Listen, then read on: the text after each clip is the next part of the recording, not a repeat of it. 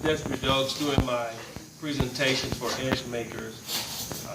I've learned a lot of different things, and one of the things that I have learned is that I am a blogger, believe it or not, 2017. But to be creative and innovative, these are the type of tools that you need to be aware of, and one needs to use as well as to inspire others to do so. But I've also, as you can see on the screen, that I've learned to, I've made some friends throughout this process. One of my friends is Wicked P. Another one of my friends is Storyteller.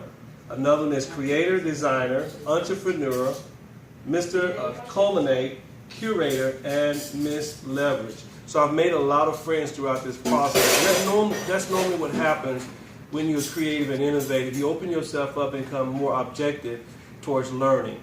So let's continue this assignment. Additionally, for this assignment 12, this presentation was designed to provide my Edgemakers learning path for the last 6 weeks. I've made some pit stops along the way, but nevertheless, I've made it to this point.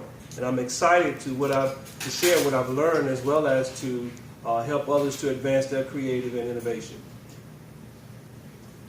So in this process, we have 6 different weeks.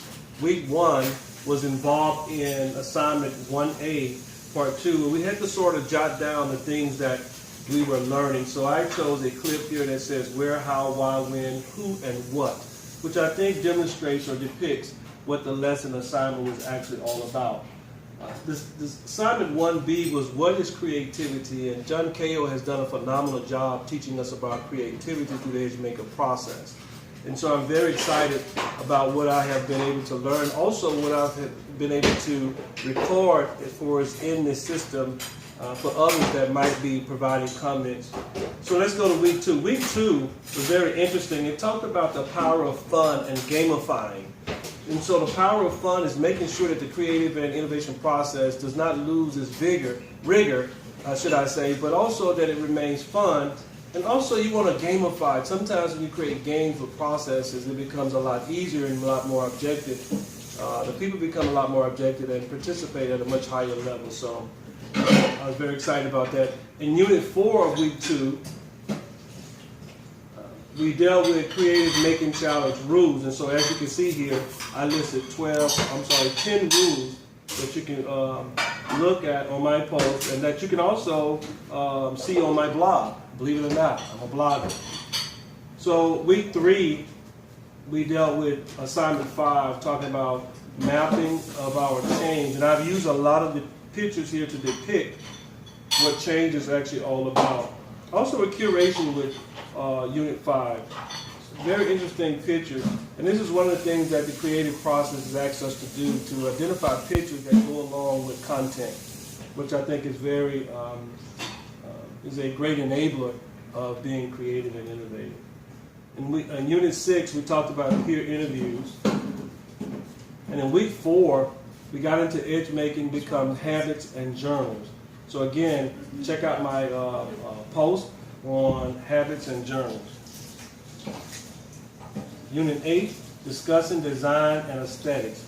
Here, I think it's very important to point out that mapping your design is crucial to the process or the success of the process.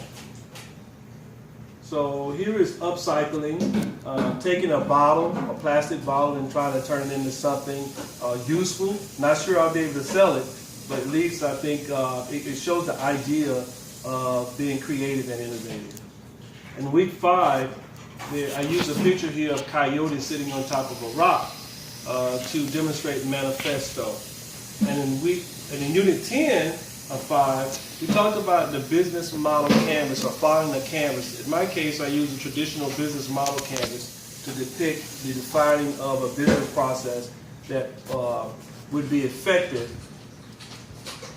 And then as we move forward, I want to get into Week 6 is where we are now. And so in Week 6, I'm actually doing what my picture is depicting, and that is creating a multimedia portfolio of coursework for this program up to this point. And my last slide is culminating project presentation and critiques. And so I've used a gentleman or a guy sitting on some blocks thinking about what he might create. So this is my project for Week 6. Unit 12B. Let's copy.